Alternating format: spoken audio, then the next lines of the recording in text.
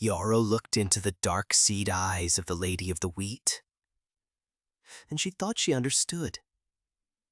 The sorrow in that rustling voice was real. This was not a monster that wanted to fight. It was something that had been left alone with 300 years of the dead, while the village ate and forgot.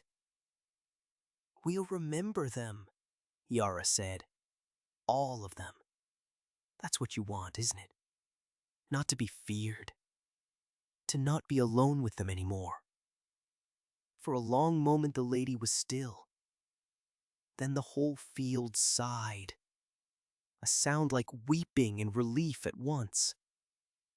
"Yes," she breathed. "Oh, child, yes. Bring them back to me. Not their bodies. Those are mine and gladly kept. But their names, their faces, their grief. Let your village look at what it has done and not turn away.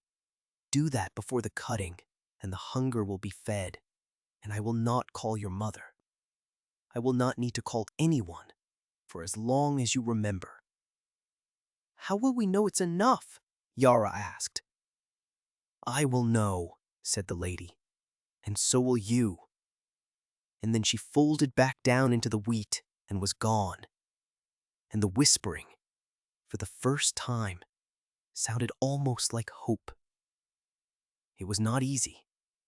Yara and Tomas had 6 weeks, and a village that did not want to listen.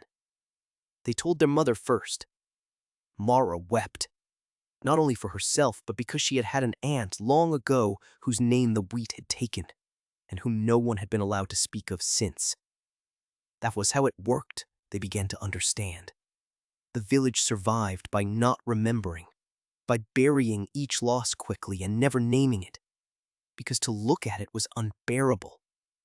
The forgetting was a wound the whole village had agreed to pretend was not there. So the children, with their mother's help, set about uncovering it. They went to old Brennan, who wept too, and who had kept, in secret all these years, a list.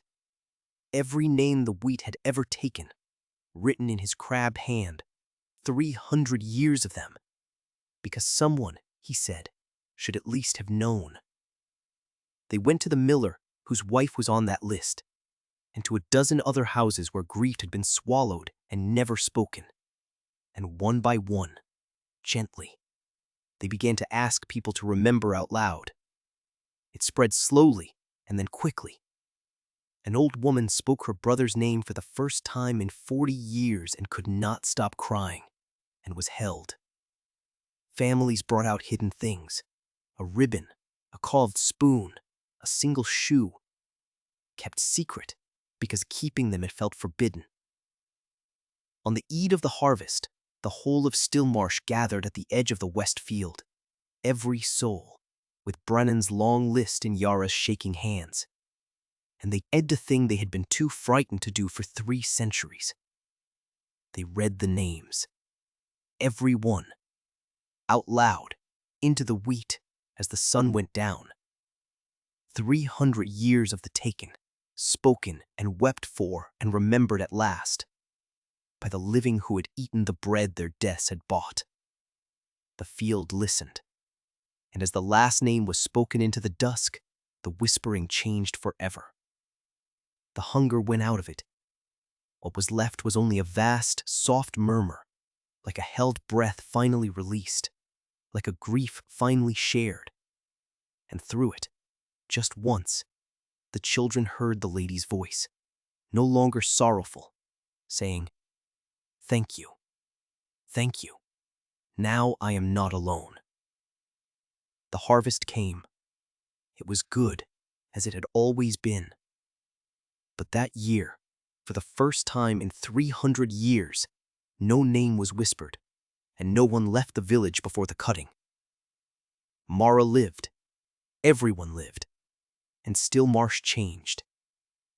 They built a low stone wall at the edge of the west field, and carved into it every name from Brennan's list, with room left for the years to come.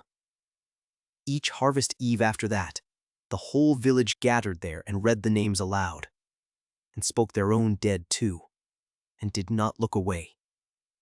The wheat never grew hungry again, because it was never again left alone with the forgotten.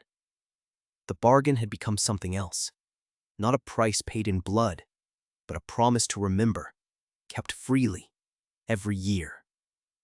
Years later, when Yara was old, she would stand at that wall on Harvest Eve with her grandchildren and run her fingers over the carved names and tell them that the field had only ever wanted what all the dead want, and all the living too, to be seen, to be named, and not to be forgotten. And when the wheat whispered at dusk, soft and content, she would smile, because she knew exactly who was speaking, and she was not afraid.